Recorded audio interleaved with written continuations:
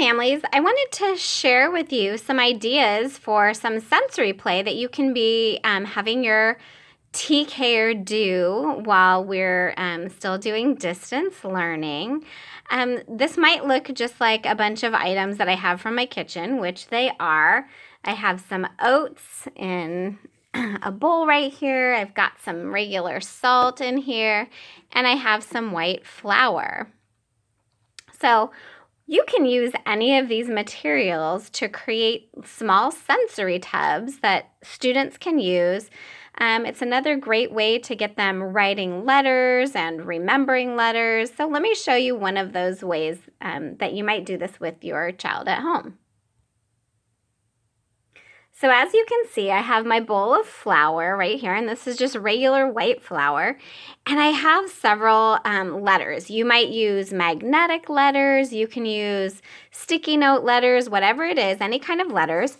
And what you would want to do is you would want to turn them over on the table so that your child can't see them. And then you might want to mix them up. I have my uppercase letters over here and my lowercase letters over here. And then your child could pick a letter. So let's say they picked this one, and they can name the letter, they can say the sound, and then what they can do is they can go ahead and they can stick their fingers straight into the flour, and they can make the letter D. So I'm making the letter D in my flour. It's a little bit hard to see, but it gives them the idea of how to make the letter D. Now, when they've done that, this is just a small layer of flour. I mean, I think I used maybe 3 scoops of flour to put it into my container. And when they're done with it, they can gently shake it. Another thing that you might want to do is you might want to say, okay, here's uppercase D. Can you write what lowercase d looks like?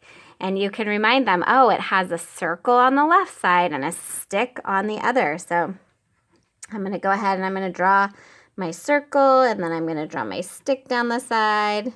Now, it doesn't have to be perfect. Obviously, you know, the flour goes where it wants to, and that's okay. But it's giving students the idea of how to make the letters. And then look, erased.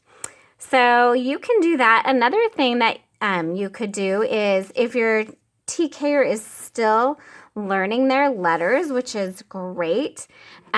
One thing that you might want to do is they could pick a letter and they could show it to you and they could say, what letter is this? And you would say, oh, that's a B. Let me see if I can make a B.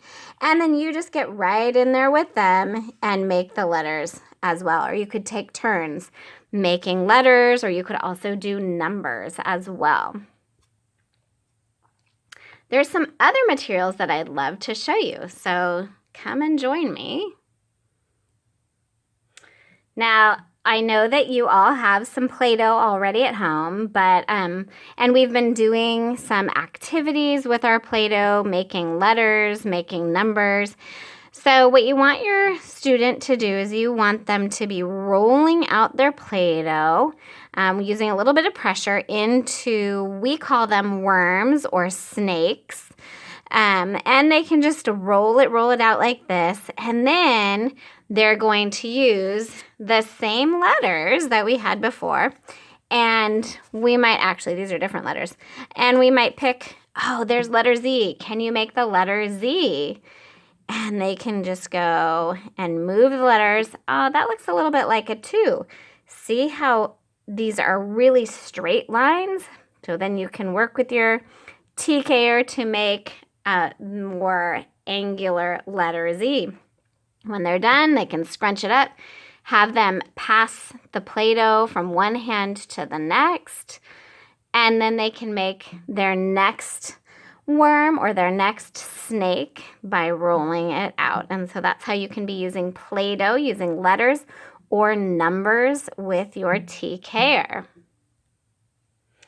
Another super fun hands-on option is this, which is Kinetic Sand. Now, the Target nearby near my house, has a bunch of these really small Kinetic Sands. I think they're about $2.50, and these are great. I mean, the kids love the feel of Kinetic Sand. It just kind of oozes through your fingers. And so what they can do is they can spread it out in a container. I like to keep things in containers so we don't get too much mess everywhere. Now, this is a little bit harder to draw letters into. And so what they might do is they might just flatten it out. And then they might pick a letter. So let's say we have letter A. And they just might push, push, push, push, push all the way around and then straight down. And there, they've done letter A. I don't know if you can see it, but there it is. And then they can scrunch it back up again or smush it all. And then they can try, oh, let's make lowercase letter E. So I'm going to hit the ball out and run around the bases. All right, like I said, you might not be able to see the letter E, but they're getting the experience. And sometimes the experience is more important than doing that actual letter.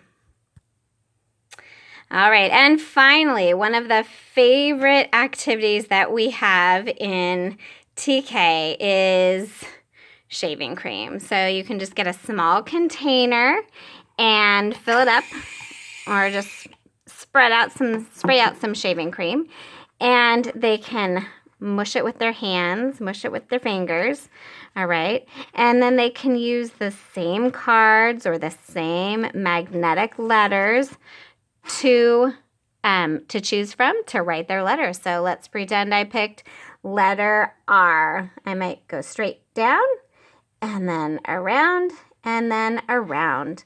Like I said, we're getting that practice. We're getting that hands-on practice. As long as they're starting at the top, that's one of the things that you would want to look for. Oh, remember to start at the top. When we write our letters, it'll help them go in the correct direction. I might choose letter P, and we'll go straight down and around. And then they might notice, hey, that's exactly what I did when I did letter R, only with P, I stop in the middle. So these are just a few fun activities that you can be doing or having your TKer do with letters, doing them in flour or shaving cream, using Kinetic Sand and PlayDoh to make some letters and get that hands-on feel for these fun activities. I hope that you will choose something each day this week to have your child use. Enjoy!